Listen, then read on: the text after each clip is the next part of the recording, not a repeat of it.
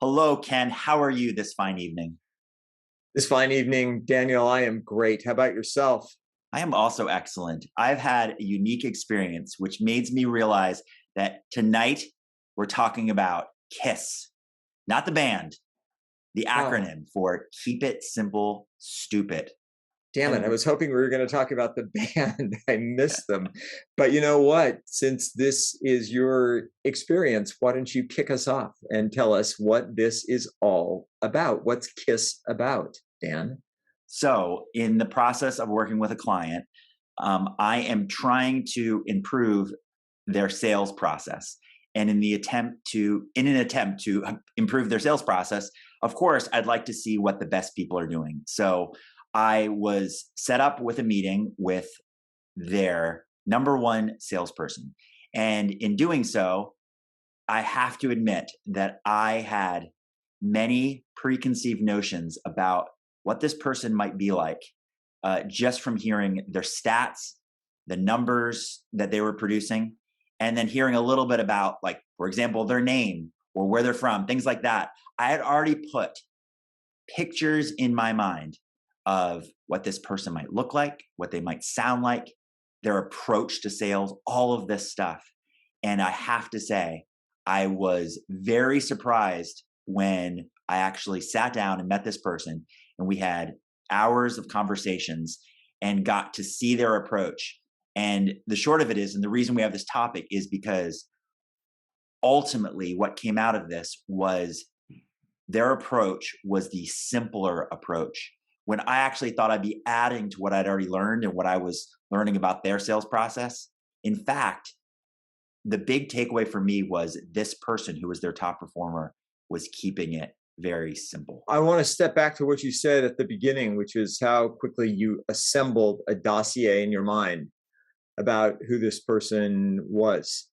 And this is something I coach on all the time, that without even thinking about it, subconsciously, we put filters together through which we watch or listen or speak based on factors like you mentioned, Dan, a person's name, what our supposition about what that name means, a possible connection to someone we may have known in the past, or an experience that we've had, what their job position is. If he's number one in sales, what does that mean? What kind of a personality is it?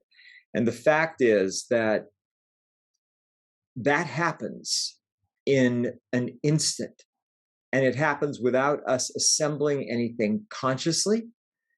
And then based on that, we already start listening through that filter or those filters until we actually meet the person and find out that perhaps we were off base about that. So I think it's so important for people to just be aware that that's going to happen no matter what. We can't shut that off. It's a system designed for our protection. It's a system designed to give us, in some ways, an upper hand. Um, and many times it serves us, but oftentimes we're off base about something. And so just be aware of all of the pieces that come into play when you hear various components: a person's name, something about where they're from, their ethnic background, their job skills, their family history. All of that stuff comes together to assemble a filter through which we're going to pay attention to them.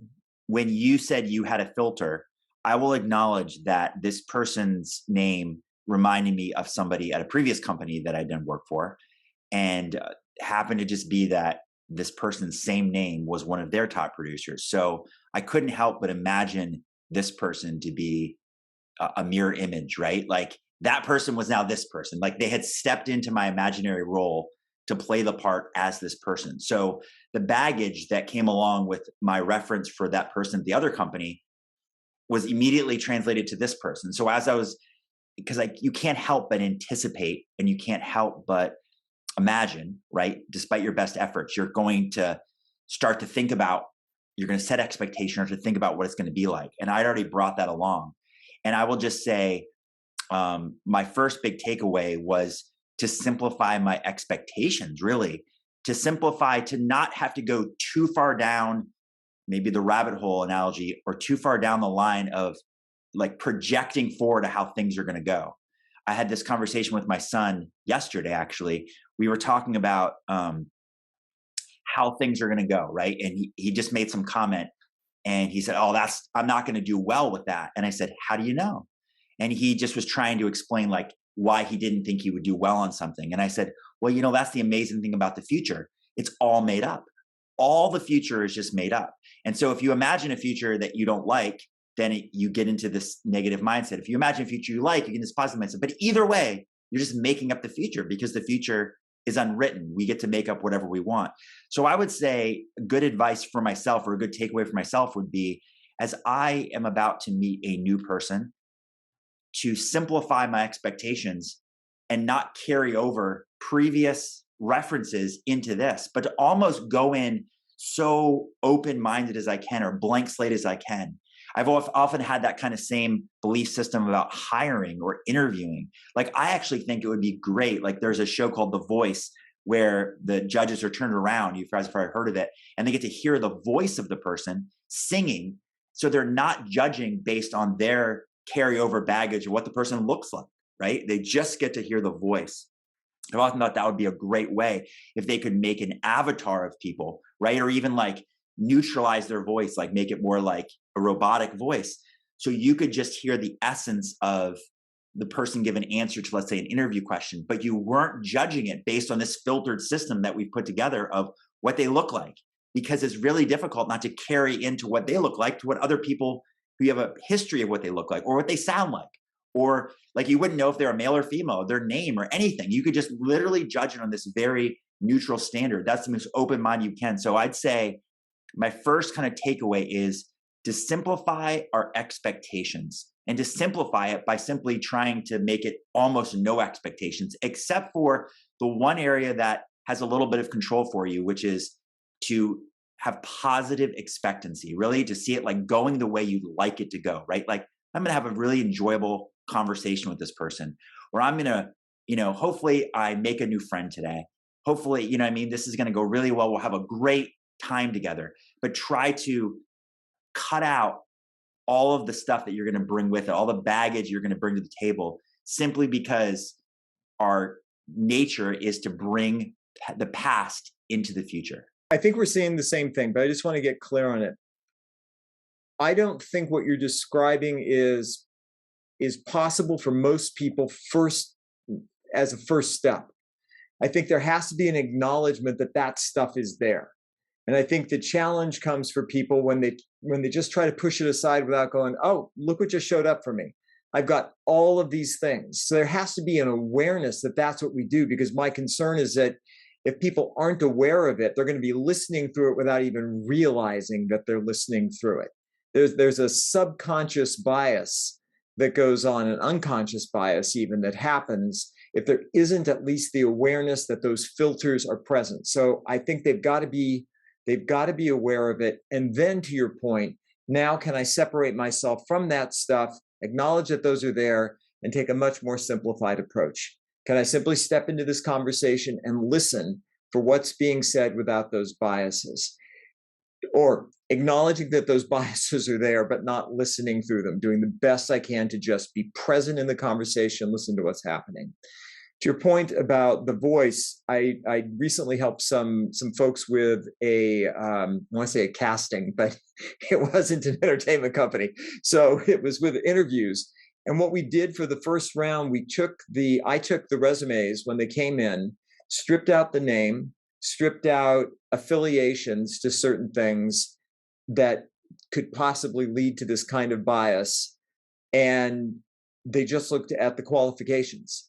They simply looked at experience, those types of things, and then evaluated the resumes that way. After they had made decisions based on those things, after they had read the narrative that these folks had written, then we went back and said, "Okay, here's the people that you've moved on to the next round." We added the names back in; they were able to see it. And I think I know there is bias that exists based on gender. There's bias that exists based on how someone's name sounds and what you think that might associate with. And so oftentimes, in speaking with some HR folks, uh, they even counsel people uh, to shift their name in such a way that it won't bring up particular biases. Different topic, of course, but it's still related to this, to that whole notion of simplification and what we can do to simplify our approach to people. So, like I said, Dan, I think we're in accord on this, a realization, a recognition that this is what happens automatically, challenging ourselves to separate ourselves from that so that we can have a simplified conversation without listening through those filters to the extent that we're able to do it. And then, like you said, bringing to it a desire to have a good experience. I just want to have a great experience in this conversation. Maybe something moves forward, maybe something doesn't, maybe I make a friend, maybe I don't. But that openness that things can go one way or they can go a different way, and not to judge or try to predetermine the way they're going to go, other than being present in the conversation and having just a good outcome, whatever that happens to be. My typical experience having to do with sales training or consulting for sales is that when I come across a top producer, I find that they say things differently or they do things differently. And so the big takeaway and the why this principle today is the KISS principle has to do with the fact that what caught me off guard, but just reminded me of this like fundamental strategy was instead of adding, we almost like simplifying it down to its essence, right? So I went through what their sales training is, and I learned their script. And I've gone out in the field and watched people and had a chance to do it myself. So I know like their process really well.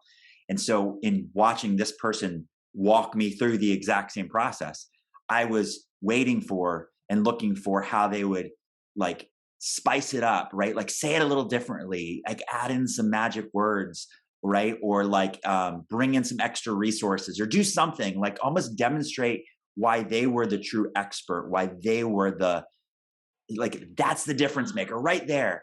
And instead of that, I literally got almost like what would be 30 words in training, they could say in 10. And I was like, oh, that makes sense. And beyond that, my big takeaway was their cadence, like their rhythm. Maybe it's just like the presence or feeling was that it was like a patiently being present. It's the best way I could describe it. In no way do I want to come across like this person was so slow that you'd be like, come on, hurry up. Or they're not aware of the fact that they need to mirror the speed or like way that the person they're dealing with is, because I think they could make that adjustment. But it was like this, what I recognized in myself in listening to them was that sometimes when I'm already prejudging the fact that this is a waste of time, like this is not a buyer. Let's say you're selling, you're like, this is not a buyer, but I got to give them a shot. You kind of feel like you're rushing through. Like, let me just like check the boxes, present the thing, and move on. Like, let's go to the next one. I felt like their sense was like, you're all that matters right now. I'm going to boil this down to the simple essence of what this is supposed to say. Make sure you understand it and you get it. And in no way would you feel like I'm like 1 foot out the door, ready to go. And I thought that was just, I don't know why. It really blew me away. This is why like the topic was today. It was like, wow, something so simple really can make all the difference in the world. And so I think the big takeaway from a sales perspective is sometimes we can get caught up or excited about the fact that we become better at our job because we get more data or more information. But we have to remember that the person we're presenting to, talking to, is starting at 0 most of the time, right? So as we get better, we have to remember these people are still back where you started. And so we have to keep it simple and still talk to their level. Because if not, he said it to me one time, he said, no, remember, there's too many details. There's too much information for you to say them all. So just say these little things that matter. And I was like, oh, that's so smart. But again, so simple. So I'd forgotten that, but that's the advice is keep it simple. So I love that notion of that patient presence, that somebody is with you so intensely that you can feel their presence as they're speaking to you. And there were a couple of things that came to mind, Dan. One was authenticity. You can't fake that. You're with somebody or you're not with them. And I related to what you were saying in terms of like, I just need to get through this so I can make it out the door because lunch is waiting. And and yet at the same time, for someone like the gentleman that you're describing, um, I would assume that everyone gets that same level of respect, that everyone gets treated with that kind of patient presence, and that everyone has that opportunity to be with him. And the second thing was like, are you the decision maker? And I worked with a guy in sales. That was his almost his first question. First, tell me, are you the decision maker? And you could feel like if you said no, at least in my mind, I was thinking if I was the other guy, I'd be thinking, so I'm going to get like what the B league sort of presentation. If I was a decision maker, then you're going to be nicer. You're going to take more time with me. Like, what am I missing by not being the decision maker? And I think the bottom line is if that's the person you're speaking with, be present, be patient, be authentic. And I talk about economical speaking, and I've mentioned it before. What are the fewest number of words that you can use to powerfully and effectively convey your message? There's absolutely no way you can get every detail out. There's no way that you can demonstrate how much you've learned. It's almost like, in some ways, a show and tell of your knowledge. And yet the bottom line is none of that's going to advance. And in fact, it's probably going to damage your ability to sell. So how can you speak economically? How can you write economically? Think about the fewest number of words required to effectively and powerfully convey your message. And that to me is a perfect place to start in reshaping whatever it is, whether it's a sales presentation or whether you're simply presenting something to a group. Economical speaking, economical writing. My big thing is just because you know all the answers doesn't mean you need to tell them all the answers. And we were talking about objections and we were talking about competition. And he was expressing to me where he would answer that objection or he would bring that up. And it was so obvious, but again, it needs to be reminded to people. It's like as you get better at your job, and just because you've been asked 50 different types of questions and you know 50 different types of answers, I think the tendency for a lot of salespeople specifically is to try to go, oh, I'm so smart, I'm so good at this. Let me tell them all this stuff because won't they be impressed with me that I know all the answers? And really, it's like, no, you're really just creating overwhelming them. You're having them drink through a fire hose of too much information. And it always comes back to what's in it for them. Like, why would they care? Right? If they didn't ask, they probably don't care. If they didn't bring it up, they probably don't care. And they're not more impressed with you because you know a bunch of answers to questions they didn't even ask. So again, keep it simple and just always ask yourself the question of like, what is important to them? What's in it for them? Why should they care? And if they haven't brought it up, don't add something more for them to potentially care about or potentially think about. And remember, it's not about you. They're not more impressed with you because you have tons of information. In fact, they're probably more frustrated with you because you've added more for them to think about and you've made them probably take more time to make a decision on moving forward with whatever you sell because now you've given them more to contemplate. So when they say, I need to think about it, it's probably because you've given them too much to think about. So keep it simple. I think that last piece is just the best. And that is that it's not about you. You're not there to demonstrate your knowledge. You're not there to show off. You're not there to prove to somebody that you know literally everything about your product or service. You're there to share with them the difference that it could make for them and why it would benefit them. That's it. To me, it's about sales is about sharing. It's not about selling. And it's other focused and it's not about me.